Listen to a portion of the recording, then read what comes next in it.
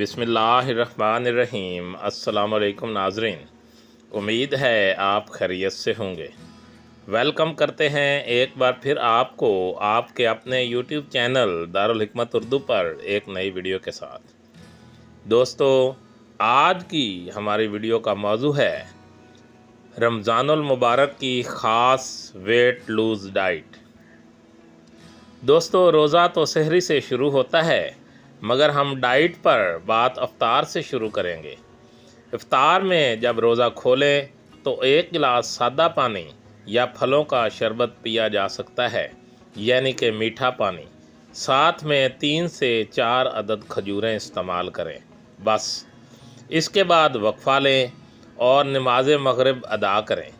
सारा दिन भूख प्यास की शिद्दत की वजह से अब जिस्म में एकदम ज़्यादा पानी और खाने को बर्दाश्त नहीं करने की सलाहियत होती, इसलिए ज़रूरी है कि एक ही दम खुराक का बोझ डालने के बजाय थोड़ा हौसला रखें।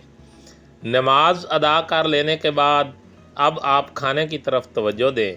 खाने से पहले 1 गिलास तक पानी पी सकते हैं। ज़्यादा पिया तो भूख मर जाएगी और खाना जिस्म की ज़रूरत के हिसाब से ना ले पाए तो कमज़ोरी होगी। इसलिए खाने से पहले और खाने के दौरान बहुत सारा पानी या शरबत या कोई भी लिक्विड मत इस्तेमाल करें। मतवातिर रोज़े रखने वाले अक्सर अफराद कमज़ोरी की शिकायत करते हैं। वजह रोज़ा नहीं, बल्कि रोज़ा रखने से पहले और खोलने के बाद पानी और खाने की मिकदारों का ख्याल ना रखना असल वजह है। दूध और दही में से एक चीज़ आपके इफ्तार का लाजमी जुज़ होना चाहिए। इससे प्रोटीन और कैल्शियम की काफ़ी मिकदार हासिल होगी। आप मिल्क शेक, दूध का मीठा, दही का रायता, दही की लस्सी कुछ भी अपने इफ्तार में ले सकते हैं। जैसे भी लें, मगर लें ज़रूर।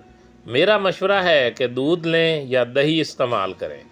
इस अंदाज में इस्तेमाल करें कि इनका न्यूट्रिशन बढ़े, ताकि थोड़ी मिकदार में भी ज़्यादा ताकत मिले। मसलन दही खाली इस्तेमाल करने से बेहतर है इसमें सब्ज़ियां शामिल करके रायता बना लें। दूध खाली इस्तेमाल करने की बजाय कोई फल शामिल करके शेक बना लें। इस तरह मिकदार तो इतनी ही होगी जितनी आपको फूड के चार्ट में बताई गई है, मगर न्यूट्रिशन बढ़ जाएगा और ताकत भी। इसी तरह दूध और दही में से एक चीज़ आपकी सहरी का भी हिस्सा होना चाहिए। फूड में चने अपने इफ्तार का लाजमी जुज़ बना ले, चाहे वो भुने पीले चने हों या उबले काले या सफ़ेद चने। ये ऑयल फ्री होंगे। इनको आप ऐसे खाएं या सलाद और दही के साथ चाट की सूरत में इस्तेमाल करें। ये आपके लिए बेहतरीन एनर्जी बूस्ट साबित होंगे। चाहें तो रोज़ा खोलने के बाद, नमाज की अदायगी के बाद पहले यही खाएं, या पहले आम खाना खाएं और ये इशा की नमाज के बाद खाएं।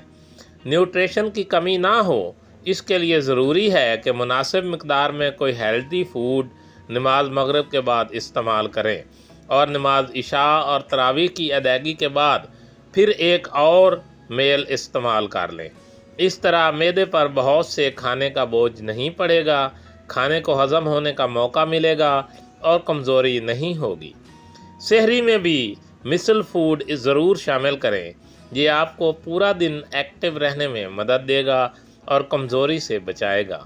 न्यूट्रिशन बढ़ाने के लिए 3 अदद खजूरें, 1 टेबलस्पून कोई सा बीज यानी कि तुखम बलंगा वगैरह और 7 अदद बादाम भी अपनी सहरी का लाजमी हिस्सा बनाएं।